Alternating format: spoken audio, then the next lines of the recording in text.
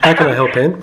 Well, I don't know if you can help, but an elderly neighbour came to see me this morning asking my advice, and I just wasn't sure what to tell him. Now, he hasn't got a computer. He's completely computer illiterate, and so it's no use telling him to go online or anything. He's in his 90s, and his wife is in her late 80s, and she's got two lots of cancer, and they're trying to navigate their way through Centrelink and care packages. Absolutely beside himself.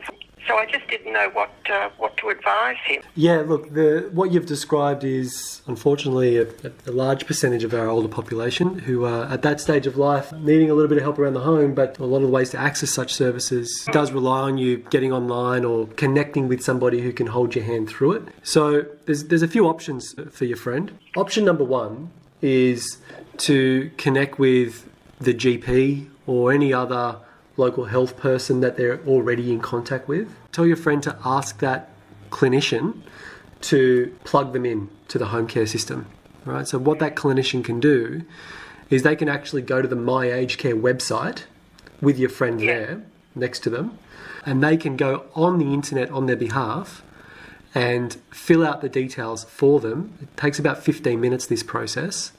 Fill out the details for them. And what they're doing is they're making a callback request. And then My Aged Care, the government department that organises these home support services, they will call your friend, right? Based off that referral that somebody made to them. It doesn't have to be a doctor. It can be a friend that makes the referral for them. So, I mean, if you were next to your friend at their house and you've got a smartphone and you had 15 minutes with them, you could go to the My Aged Care website and click into the area that says refer somebody to My Aged Care, refer them for a callback, and you could do that for them as well. So that's the first thing. That's the first way that the government kind of gets around that situation where older people don't have the means to navigate the technology, but they've got a friend who can do it for them or a contact.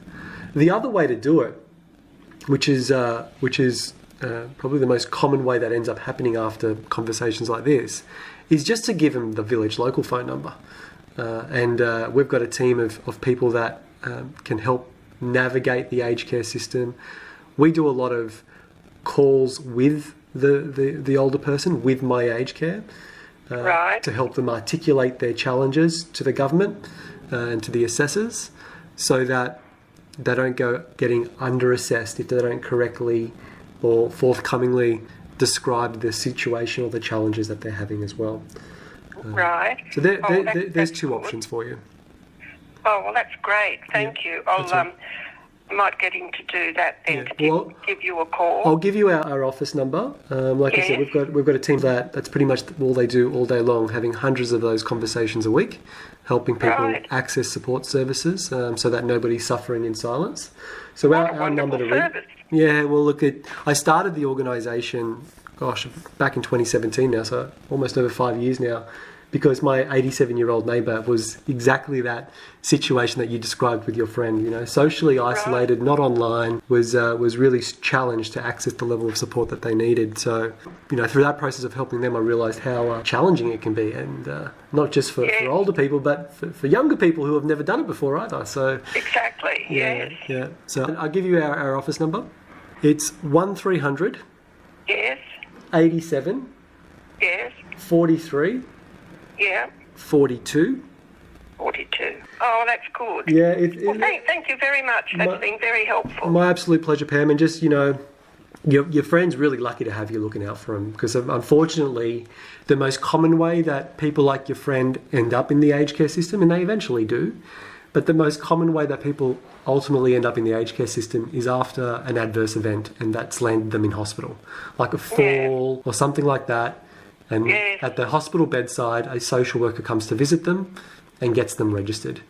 And you know, it's through, you know, people like yourself and the work that we do at Village Local as well, that we're keeping an eye out for our village locals. That's why we're called Village Local, right? Yes. That we can prevent them from bad situations like happening and be proactive about getting them the support that they need. So good on you. Keep doing the work that you do. Great. Okay. Well, thank you very much, Jim. Good on you, Pam. Take care. Thanks. Bye. Bye.